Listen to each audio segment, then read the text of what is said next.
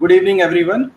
I, Arpit Gupta, welcome you all in the last session and special address of a very special guest at ELET's India Transformation Summit.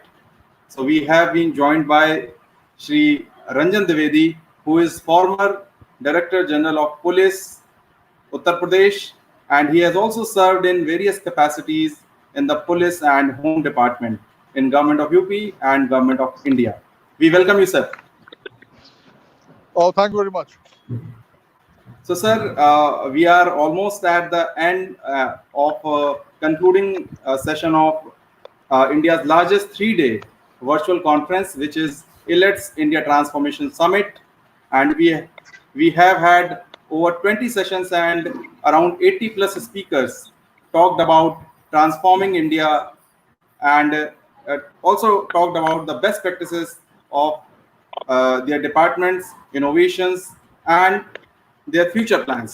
So, as you have also joined us for your special address, so I'll request you to kindly talk about your vision and your expertise about innovations in governance for transforming India. Over to you, sir. Well, thank you very much. This word innovations is a bit of a misnomer because many a times we find that bureaucrats and other constituents, they feel that unless it's a huge change, it's not an innovation. And in that complexity and in that kind of thinking, many times small improvements don't take place. So, you know, let's put it this way, that what improvements can be done, what minor contributions can be done, which can lead to a better life by citizens, especially in the context of the interface with government. Because what we find is that many officers in the field, in the districts, they make many good innovations, many of them rooted in information technology and communication technology. However, the process of governance is such that if you want to change a rule, because only in that case would it be relevant for the whole state if you're talking about a state matter, and would continue. So, an innovation or a change or an improvement has to be really ingrained in the rule book for it to last. Unfortunately, what happens is that this process is a very long process. And I think the way governance was designed in the country, it was such that no one, if he makes any change, can cause any major harm. So this kind of a rule making, rule changing, and the problem of absorbing changes and innovations really causes a big impediment in innovations and improvements getting absorbed in the system and rapidly being adopted all over the country and in every district. So essentially, all these improvements, they would indicate some kind of a rule of change in business, or a change in the rules of business, some re-engineering of the workplace, some re-engineering of the processes, which becomes difficult because if you don't follow the written procedure, then there's a problem. Because governance in far wide places, in remote villages, remote areas, remote forests, it works on standard operating procedures. So I think where the government needs to work on, and the senior bureaucrats and the ministers and whoever's looking for change has to work on, has to really see as to how we can really absorb these changes in a quick way and ensure quick change in rules of business. Now that is not very difficult today. Unfortunately, what happens is that these rules of business are encoded in books and rule books, and the rule book, which is modified through an official gazetteer, then becomes kind of a bible and a reference point for judging whether what is being done is right or wrong. Now, with information technology making access everywhere, smartphones being available everywhere, and such rapid, pervasive introduction of smartphones across the country and across the populace, it gives an opportunity that we have the latest version and the authentic version on the web, and quoting the URL then becomes the latest version and not the official version as in some hard copy that people will be carrying. So if these changes are introduced, perhaps it will be much easier to absorb the various innovations that our young officers are making, and they're making really, really good innovations. Yeah. So now Dr. Ravi Gupta has also joined. So I'll request Dr. Ravi Gupta to please take over and carry forward the discussion. Sir, you have been in this sector for e-governance and IT for last more than a decade. How do you see the next 5 years of e-governance in the country, sir? And how has COVID impacted adoption of IT? Sorry, Ravi, can you please repeat? Actually, the telephone call came, so I missed the last part. What I was saying, am I audible, sir? Are you able to Yeah, listen to me? you are fine. Yeah, yeah. Okay, so I was asking that's because of COVID, the adoption of IT has increased dramatically in the government. Like government offices are working from home, and it has led to rapid usage of IT in the government sector. So, are you seeing a brighter future for e-governance in next 2 years, 3 years? Yeah, you see, Raviji, you know, the future for e-governance and use of ICTs in government, it was always very, very bright. In fact, I got into the sector in the year 2000, and in fact, I got involved in this because I thought there was so much promise in it. But I must say that the absorption of technology, absorption of ICTs, has been extremely slow. And I think one of the reasons is two reasons. One is that bureaucracy is extremely conservative. I mean, you find that so many laws have been done away with by the current government. I mean, they've done a fantastic job, but still, there's so many hurdles that really people create down the line, and bureaucracy is is so reticent in giving up its powers. They would not like this interface between human beings, between the common people and the government functionary. That interface should not be removed because that leads to favoritism and many other ills. So although a lot has been achieved, there's a huge promise. But I think if you ask me frankly, and if you want me to give a ballpark figure, I think we have achieved only about 40-50% of what we could have achieved.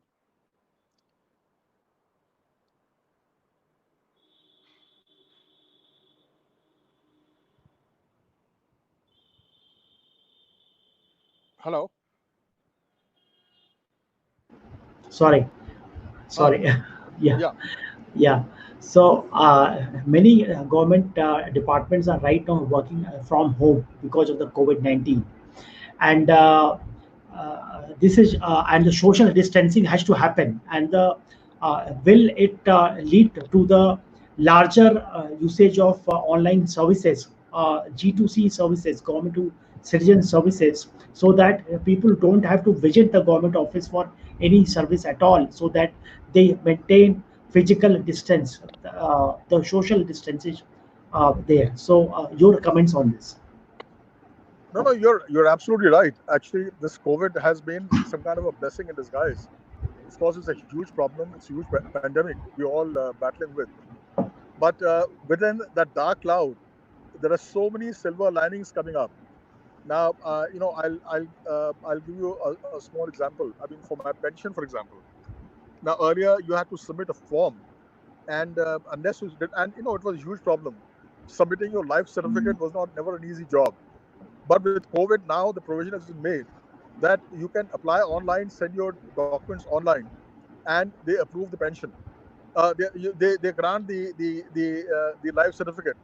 So in fact, I got my pension quickly, primarily because of this new rule that was introduced, that online life certificates could be issued. Earlier, for 3 4 months, for April, I didn't get my pensions yet. So there is a huge improvement. Then, for example, vehicle registration. Now I learned that now for vehicle registration, see, earlier you had to take your vehicle, fill the form there, you had to sit there in the office and do everything.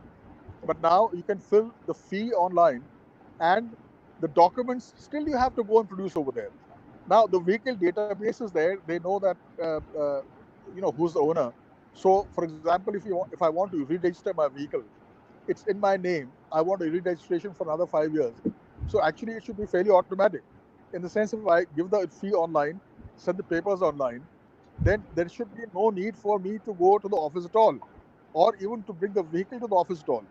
But you see that that problem still remains. So we are not we are kind of halfway house, halfway here, halfway there, and there's so many things. For example, marriage registration has been made compulsory now, but you'll be amazed, that I was told by a lawyer that for marriage registration you need a certificate from a gazetted officer.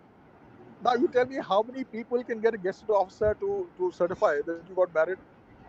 And what's been happening is that there are dalals available, there are brokers available, and there's a set format. They produce some certificate of a functionary. It's signed. There's a designation. There's no name, and everybody knows it's fake, but it carries on. So, you know, we've simplified. We have enabled online rules of business, but as I said, we still have a very very long way to go. Sir, there is this concept of business process reengineering, and many people say that unless we do business for process reengineering, e-governance cannot happen. Your views on this? Yeah, but Ravi, that is no. That's the first thing I said. That's the first thing I said. You see that all government procedures are recorded in the rule book, the standard operating procedures. Now, you see, you have to have standard operating procedures in the government, because whether a person is in a remote village or in the town, I mean, the same rule has to be followed. Now, to change the rule book, and it takes an enormous amount of time and energy, and no one is interested in doing it. So, although you find many innovations taking place at a district level, because in the district magistrate or the superintendent of police, he or she is a king, and whatever he or she says, it happens. But then that innovation to really spread across the state, and even to continue to be sustainable, it has to be accompanied by a change in the rule book. And changing the rule book in government is an extremely difficult procedure. It will go to the secretariat, it will be examined by so many people, and by the time the entire process takes place, the officer gets transferred, and you find a great innovation he or she has done. It gets reduced to nothing. Why? Because the new person who comes, he's not aware of it. And many a times there's even animosity that I'd like to do my own stuff. So, this you're right. Without without business process re-engineering, we are only scratching the surface. Proper Sure. use of ICTs and it eliminating many inefficiencies, expediting things, making the process more effective, having cost effectiveness, requires necessarily business process re-engineering. But business process re-engineering, since it has to be encoded in the rule book, the change the rule book is a huge problem in government. So, initially when I when my opening remarks, this is what I said. The government really has to find a way of an easy way of changing the rule book, and the easiest way is what, that the latest version on the web on a particular date, that is the that's the official version. The official version should not refer to some book or some guideline that was issued at any point in time, because these things will change necessarily very very rapidly. A Sure. Secondly, I think what's also important is that we need a whole lot of decentralization. Problems arise when we don't when we centralize. When we centralize, things have to keep moving up. Then everybody's mindset needs to be changed. The more you decentralize, then the requirement of change in mindset and a cultural adoption of the new processes would also make things much easier. Besides, of course, the fact that if the levels are lower, then government spending less time, less administrative costs, and think people are benefiting. Sure. And sir, you have seen our journey for last decade. We have been bringing out this magazine called eGov for last 15 years, and the 2005 the national e-governance plan was conceptualized, and in the same year we started this magazine eGov to spread the ideas of innovation in government. So how do you see the 15 years which have happened? Like, have things really improved in terms of e-governance in the last 15 years? What are the major achievements? Very, you're right. As I said, that a lot has happened, but if you measure it against the potential, I would not give more than 4 marks out of 10 to what we have achieved. We ought to have really, really achieved a lot more.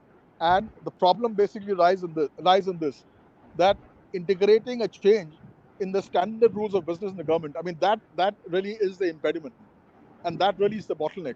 If you can address that effectively, then I'm sure we can move much faster. Sure. And sir, are the reforms needed at the central level or at the state level or at the district level? Like, where are the reforms needed in the rule books for implementation of e-governance? Oh no, everywhere, absolutely.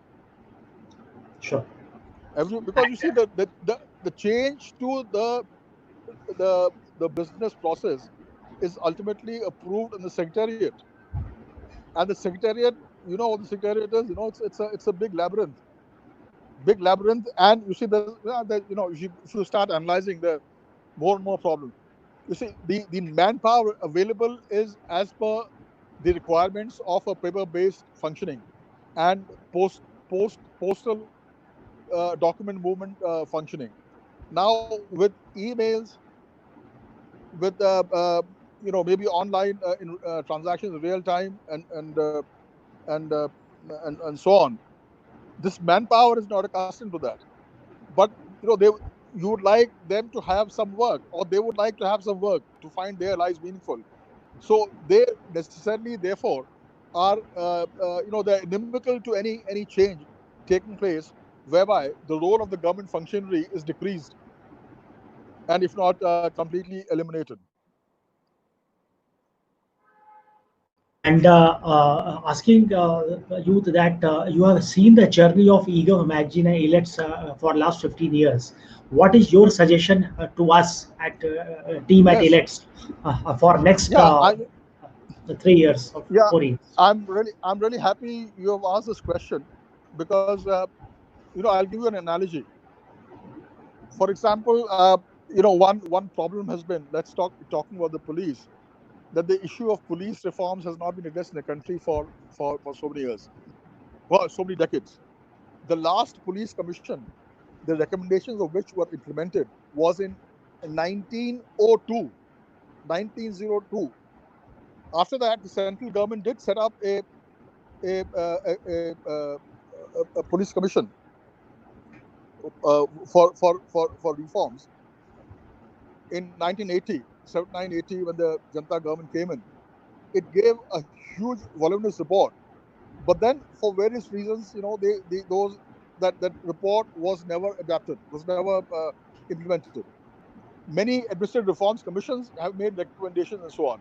So when a few years ago, in fact almost a decade ago, the government had to address this issue of police reform, they said, okay, look, so many recommendations have been made, so many committees have been there, commissions have been there. So let's just have a committee to cull out the best suggestions and monitor their implementation. Although even that process could not really take off and get implemented. No, that analogy, bringing it to your magazine. You've done yeoman service. You've done yeoman service in reporting and capturing what our young officers have done in the field. So many, over the years, so many issues have captured, such brilliant experiments being done, brilliant initiatives being taken up, and it's very good that you've captured all that. So, and I'm sure all this would be available in a user-friendly way if I want to access it subject-wise and so on the web. But perhaps now, it may be useful if you could tabulate and set up a review as to what has been reported in all these years, what has been done in all these years, and how much of it really actually is carrying on, and how much of that is actually being replicated across the country. So, a kind of a review now of what you have reported and what has actually found place on the ground across the country. I think that would be a real, and if it can be done in conjunction with the excuse me with the Department of Administrative Reforms, if you can have them on board, then that would be a good, meaningful exercise. Sure. What you are saying is that whatever we have reported in last 15 years, we should look at it, ki how much is actually still running, how much is actually helped the citizens or not, and how much effective it has been. So No, I not think not it's a, just that, not just that. yeah. You see, not Mhm. just that, but also how much has been replicated across the districts. Yes. Yes. That's more important. Mm. How much, if some state has done, some district has done something good. Now, has that state in every district, have they replicated that or no? If some state at the state level has done something good, how much of that has been taken over and adapted and maybe is being used by the other states? So this kind of a review probably would be extremely useful. Sure. Sure. And your closing remarks for sir, next 3 4 years of e-governance in India. How do you see the future? The future is very bright.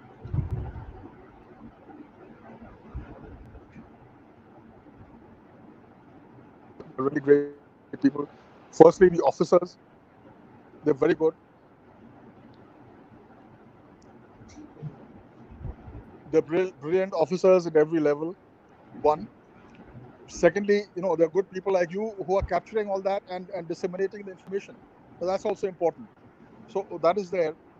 Technology is becoming increasingly more pervasive. Smartphones have, they're almost everybody. If you go by family, then about 60% of the families, 70% of the families, they have a smartphone. And if you have good user-friendly applications, I mean, there's no reason why they would not be. So, and let's even take these e-wallets, for example. Now, in Notebandi, e-wallets became very popular, and the people have another reason to thank the government, because of the popularity of e-wallets.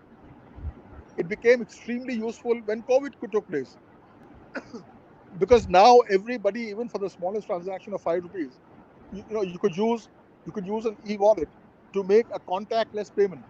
And I think if India has been able to restrict the spread of COVID-19, uh, we've done a fairly good job, but still the road ahead is tenuous and difficult and long. But these innovations in payments, e-payments, will go a long way in helping us to cope with the epidemic. And so the future is bright. The future is very bright. But as I said, that as much attention is being paid to various innovations and rewarding them, as much should be paid in seeing that to their dissemination, sorry, and as much should be paid to the fact that they're being uniformly disseminated and being made use of in the various across the state or across the country, depending on the subject matter, and that this whole business of changing the rules of business is simplified. The more we can address this last bit, I'm sure we'll make bigger strides. Sure. So with this, we can close this discussion, sir. Thanks for being a great support to eGov and ELETS as an organization, and you have been our speaker for several times in our conferences. And I think first the time we are doing a live session with you virtually because of this corona situation. And we wish to present you a digital certificate virtually, uh, if you would have attended our physical conference, we normally present a memento on a physical certificate. Now this is our uh, just a way of saying thank you online, and we will mail it to you on your, and thank you being a support and joining us in this summit, sir. Thank you so much. Raviji, the great job you and your team are doing. That's enough memento. That nothing can be richer than that and better than that. Thank you so much. Thank you so much, sir. Thank you so much. Namaskar, sir. Thank you. Bye bye. Bye. Bye, sir.